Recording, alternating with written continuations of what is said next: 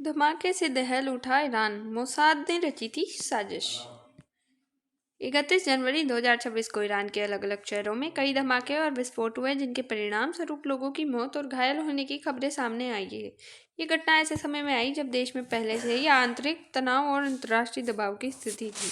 घटनाक्रम क्या है और विस्फोट कहाँ हुआ और कैसे हुए? तो जो बंदर अब्बास है, इसका मुख्य धमाका दक्षिणी बंदरगाह शहर बंदर अब्बास में हुआ। यहाँ एक 8 मंजिला इमारत में विस्फोट हुआ, जिसमें कम से कम 6 लोगों की मौत हुई और करीब 14 लोग घायल हुए।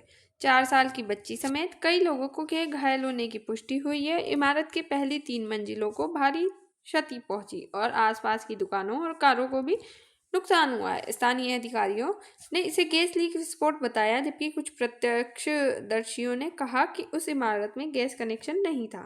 ईरान की सुरक्षा बल जो IRGC है, उसके वरिष्ठ नौसेना कमांडर को निशाना बनाया जाने की अफवाह खारिज की गई है। जो अहवाज है, उसकी दूसरी घटना अवाज में हुई, जहां भी एक विस्फोट हुआ। स्थानीय सूत्रों के अनुसार 4 लोगों की मौत हुई और कई घायल हुए। इससे भी अधिकारियों ने गैस विस्फोट बताया है।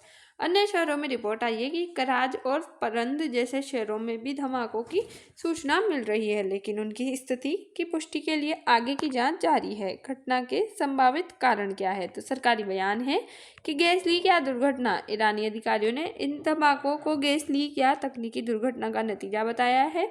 इस प्रकार की घटनाएं कभी कभी भौतिक समस्याओं या इंफ्रास्ट्रक्चर खराबी के कारण भी होती है।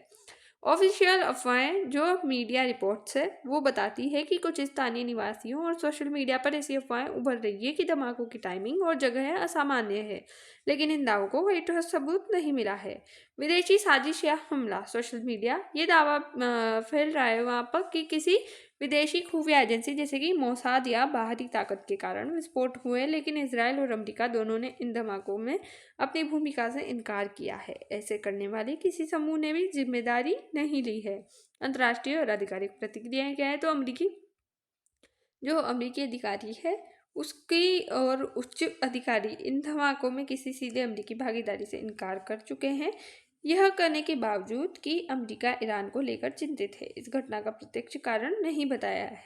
इसराइल ने भी यह स्पष्ट रूप से कहा है कि इसमें उनकी कोई भूमिका नहीं है और खुफिया ऑपरेशन के आरोपों की निराधार बताया है। ईरानी बयान है कि ईरान ने अमेरिका से तनाव के बावजूद यह कहा कि अफवाहों को बंद किया जाए और देश की सुरक्षा बल हाई अलर्ट पर है। ईरान ने बातचीत की संभावनाओं को भी खुला रखा है, हालांकि तनाव बरकरार है। क्या ये मौजूदा तनाव का नतीजा है? तो आंतरिक अस्थिरता, यानी कि ईरान के भीतर पिछले हफ्तों में आर्थिक कठिनाइयों और विरोध प्रदर्शन भी जारी रहे हैं, जिससे माहौल संवेदनशील रहा है। क्षेत्रीय तनाव, यानी कि ईरान और अमेरिकी पश्चिमी देशों के बीच तनाव बढ़ा हुआ है, खासकर परमाणु मुद्दे और सैन्य उपस्थिति को लेकर। ऐसे समय में किसी भी अप्रत्याशित घटना से अफवाहें अधिक फैलती है।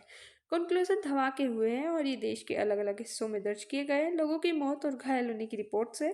सरकारी बयानों में इन विस्फोटों को गैस लीक या दुर्घटना बताया गया है, न कि हमला। इसराइल और अमेरिका दोनों ने इस इनकार किया है कि उन्होंने कोई साजिश नहीं की है। अभी तक कोई ठोस सबूत नहीं है। यह किसी खुफिया एजेंसी का हमला था। और याद हो तो आपको कि हाल ही में आतंकवादी संगठन यहाँ की जो एजेंसी है उसको घोषित किया गया है। तो कहीं ना कहीं विवाद बना हुआ है। जय हिंद, जय भारत। Thanks for watch.